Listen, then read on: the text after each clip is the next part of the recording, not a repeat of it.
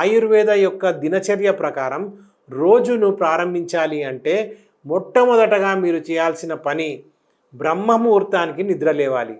ఆయుర్వేద దినచర్య ప్రకారం సూర్యోదయానికి ముందే నిద్ర లేవడం చాలా ముఖ్యం.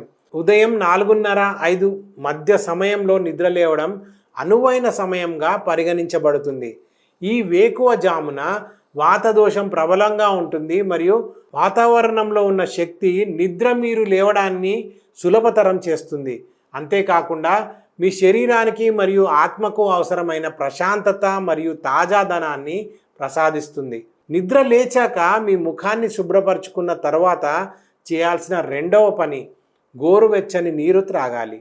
చాలామందికి ఉదయం నిద్ర లేవగానే కెఫైన్ తీసుకునే అలవాటు ఉంటుంది, కానీ ఇది ఆరోగ్యానికి అస్సలు మంచిది కాదు.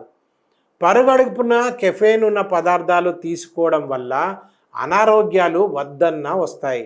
దీనికి భిన్నంగా ఉదయం లేవగానే ఆయుర్వేదం గోరువెచ్చని నీటిని తాగమని సిఫార్సు చేస్తుంది.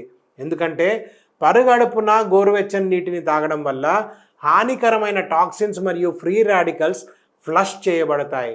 అందువల్ల మీకు కాఫీ తాగే అలవాటు ఉంటే మానుకొని వెంటనే గోరువెచ్చని నీటిని తాగడం అలవాటు చేసుకోండి.